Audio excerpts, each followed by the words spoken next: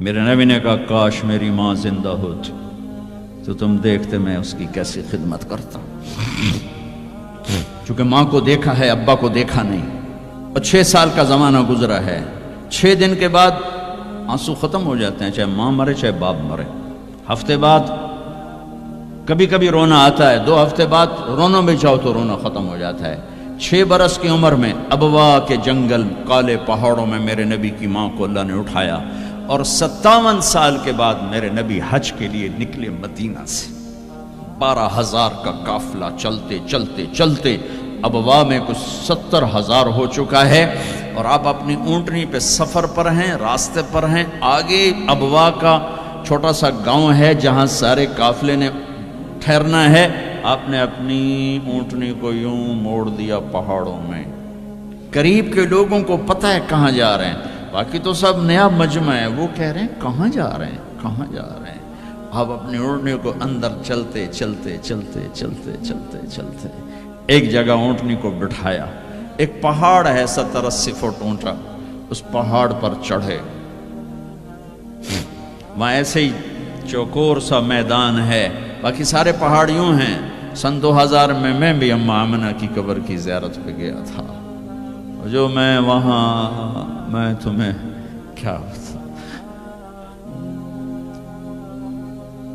میں یہ واقعہ ہزاروں دفعہ سنا چکا ہوں. ہر دفعہ ہی ایسے رونے بیٹھ جاتا ہوں کہ پھر میں وہاں نہیں کھڑا ہوتا، پھر میں وہاں ابوا پہنچ جاتا ہوں. میں دیکھتا ہوں 6 سال کی عمر میں میرے نبی کو اللہ نے یہاں اتنا بڑا امتحان دیا کہ جنگل میں ماں کو موت دے دی. 25 سال کی عمر میں ماں مر گئی، اچانک مر گئی، کوئی بیماری نہیں، کچھ نہیں، جس کو آج ہم ہارٹ اٹیک کہتے ہیں، ہارٹ فیلئر کہتے ہیں. اتنا آخری جملہ کہا کل حی میت و کل جدید بال وقد ولدت طہرا. بولا نہیں جا رہا تھا تو بجھتے بجھتے بھڑکتی شمع نے کہا بیٹا ہر زندہ نے مرنا ہے، ہر جوانی نے ڈھلنا ہے. لگتا ہے تیری ماں کا آخر آ چکا ہے، لیکن میں نے ایک بچہ جنا ہے جو سارے عالم کو پاک کر دے گا. اور شمع خاموش ہوگی. کس طرح انہیں دفن کیا، میں وہاں کھڑا یہی سوچتا رہا کہ یہاں قبر بنائی کیسے ہوگی. تو پتھر ہیں، کوئی لوگ گزرے ہوں گے یا پتھر جوڑ کے. جب ایمن نوکرانی ساتھ ہیں، وہ ان کو لے کر نیچے اتری، اونٹنی کے قریب پہنچی تو آپ نے ہاتھ چھڑایا اور پھر بھاگے، پہاڑی پہ چڑھ گئے.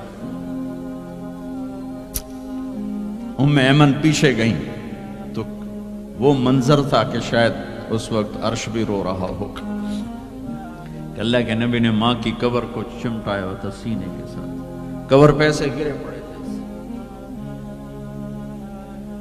اور جب ایمن قریب آئیں تو وہ نوحہ کہہ رہے تھے کہ پتھر بھی پگھل رہے تھے کہ ماں جی آپ کو تو پتا تھا آپ کے سوا میرا کوئی نہ تھا، آپ مجھے چھوڑ کے کیوں چلی گئی، آپ مجھے چھوڑ کے کہاں چلی گئی. ایمن نے اٹھانا چاہا، انکار کر دے گا، میں نہیں جاتا، میں نہیں ماں کو چھوڑ کے جاتا.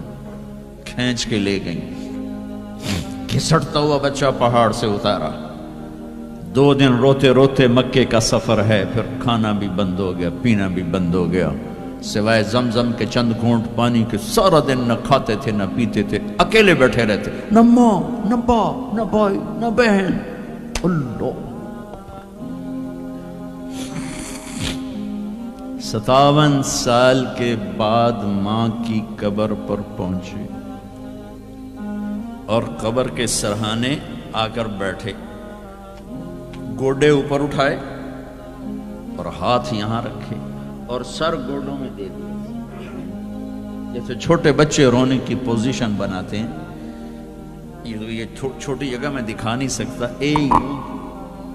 اور پھر جو رونا شروع کیا، اتنا روئے کہ ساری داڑھی سارا سینہ آنسوں سے بھر گیا، جیسے کوئی معصوم بچہ، جیسے 6 سال کا محمد رو رہا صلی اللہ علیہ وسلم. اتنا روئے کہ وجود ہل گیا. اور پھر فرمایا کہ میں آگے نہیں جاؤں گا، میں رات یہیں رہوں گا. تم کیا جانو رشتے کیا ہوتے ہیں، تمہیں صرف پونڈ گننے آتے ہیں۔ تم سے مراد میں بھی اور سارے بھی، کہ ناراض نہ ہو جاؤ، ساری امت کا یہی حال۔ رات وہاں گزاری، ہائے کیا کہہ رہے ہیں، کاش میری ماں کبھی ہوتی، میں ایسی خدمت کرتا کہ بریڈ فورڈ والے بھی یاد کرتے ہیں، میں ایسی خدمت کرتا کہ میں عشاء کی نماز کے مصلی پر کھڑا ہوتا اور سورۃ فاتحہ پڑھ رہا ہوتا، اور پھر ادھر سے میری ماں کہتی محمد، تو میں نماز توڑ کے کہتا لبیک اماں جی، ماں جی حاضر ہوں، ماں جی حاضر۔